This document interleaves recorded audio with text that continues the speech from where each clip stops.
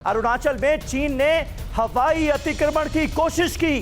भारतीय वायुसेना ने चीनी घुसपैठ को रोका। जी हां, इंडियन एयरफोर्स के फाइटर जेट से चीन की कोशिश नाकाम की गई। एक और बड़ी खबर, भारतीय वायुसेना ने चीनी घुसपैठ को रोका। चीन के इरादे क्या हैं, आपको यह साफ जाहिर होगा इस ताजा घटनाक्रम से। और वहीं एक और बड़ी खबर आपको बता दें, तवांग के यांगसे की चोटी पर चीन की नजर है। ये इतनी इंपॉर्टेंट क्यों है, ये भी हमें समझना होगा। इसी वजह से उसने 9 दिसंबर को अतिक्रमण की कोशिश की। ये देखिए पूरी डिटेल इस वक्त हाईटेक ग्राफिक्स के जरिए आपके सामने है। यांगसे की चोटी पर चीन की नजर क्यों? अक्टूबर 2021 में भी चीन ने घुसपैठ की कोशिश की। आखिर क्यों यांगसे की चोटी खास है, यह समझिए। चीन यांगसे की 17,000 फुट ऊंची चोटी पर दरअसल कब्जा करना चाहता है ताकि उसका अपर हैंड हो जाए इस इलाके में।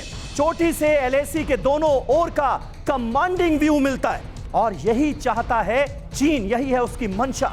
फिलहाल चोटी तक पहुंचने वाले रास्तों पर भारत का नियंत्रण है। पूरी तरह से हमारी फोर्सेस वहां पर तैनात हैं और यह पूरा इलाका हमारे कंट्रोल में है। यही वजह है कि चीन चाहता है अपना अपर हैंड करना इस इलाके में। इसी की बेताबी है जो पूरी नहीं हो पा रही। चीन से खतरा बरकरार है, भारत पूरी तरह से तैयार है। एलएसी पर सभी यूनिट्स को ऑपरेशनल अलर्ट पर रखा गया है। पूर्वी लद्दाख से लेकर अरुणाचल तक सेना अलर्ट मोड पर है, क्योंकि चीन की गुस्ताखियों को देखते हुए यह बहुत जरूरी है। एलएसी पर चीन के फिर से हमला करने की आशंका है, क्योंकि चीन को जिस तरह से हार का सामना करना पड़ा है, जिस तरह से तवांग में उसकी पिटाई हुई है, उसके बाद चीनी सैनिक बिखरे हुए हैं। भौगोलिक तौर से ज्यादा मजबूत इलाके में हमला कर सकता है चीन, इसकी आशंका जताई जा रही है। तवांग में भारतीय सेना ज्यादा मजबूत स्थिति में है, इसमें कहीं कोई शक नहीं होना चाहिए। और 9 दिसंबर की जो घटना है वो अपने आप में इसका पुख्ता प्रमाण है। तवांग में झड़प की वजह क्या थी, यह समझिए। उत्तराखंड में भारत और अमेरिका के बीच जो युद्धाभ्यास हुआ था, जिसकी तमाम एक्सक्लूसिव तस्वीरें TV9 भारतवर्ष ने आपको दिखाई थी, उससे भी चीन चिढ़ा हुआ है। इस युद्धाभ्यास की जो तस्वीरें सामने आई वो चीन के जहन में नश्तर की तरह चुभी और यह भी एक बड़ी वजह मानी जा रही है चीन की हताशा की। और तवांग में जो झड़प हुई है उसके पीछे भी इसका एक अहम रोल है, ये माना जा रहा है। तो तवांग में झड़प की जो तमाम वजह रही वो आपको बता रहे हैं। युद्धाभ्यास का हमने जिक्र किया, युद्धाभ्यास पर चीन ने आपत्ति जताई थी और चीन के अंदरूनी हालात से ध्यान भटकाने की भी ये कोशिश हो सकती है।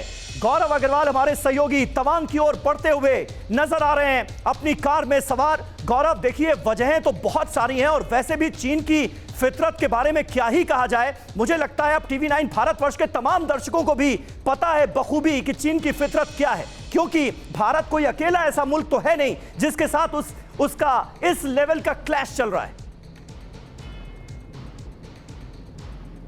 बिल्कुल नहीं चल रहा है समीर। 14 देश हैं जिनकी सीमा चीन से लगती है और 14 देशों से चीन की सीमा का विवाद चल रहा है।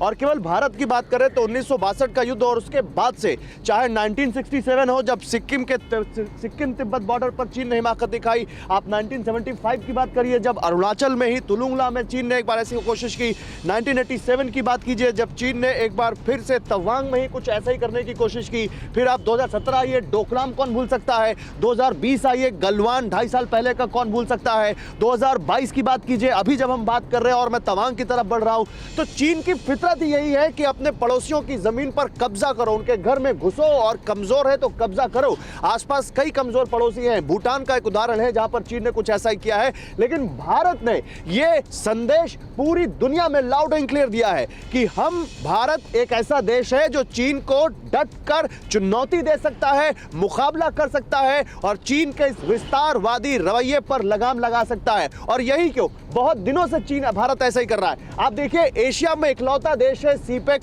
का विरोध करने वाला भारत, साउथ एशिया में लगातार सीपेक का विरोध कर रहा है। आप देखिए भारत लगातार अरुणाचल सीमा पर 4000 किलोमीटर लंबा एक फ्रंटियर हाईवे बना रहा है 2000 किलोमीटर लंबा, जो 40,000 करोड़ की लागत से बन रहा है समीर। और उसमें तवांग की इन सारी दिक्कतों को भी शामिल किया गया है जो चीन बार बार करता है। न केवल तवांग, बल्कि तवांग के साथ साथ ईस्ट कामेंग, वेस्ट सियांग, देसाली, दोंग, हवाई, यहां तक कि म्यांमार तक वो फ्रंटियर हाईवे जाएगा और वहां तमाम एडवांस लैंडिंग बेसेस बनेंगे, वहां तमाम इंफ्रास्ट्रक्चर रोड्स बनेंगी, ताकि ऐसे समय में जब ऐसी कोई नाजुक परिस्थिति हो, भारतीय सेना, भारतीय वायुसेना कम समय में जल्दी से जल्दी उन जगहों तक पहुंच सके, जैसा हमने बिल्कुल सही बात है। शानदार तैयारियां, अद्भुत लेवल की तैयारियां इस वक्त भारत की तरफ से नजर आ रही हैं।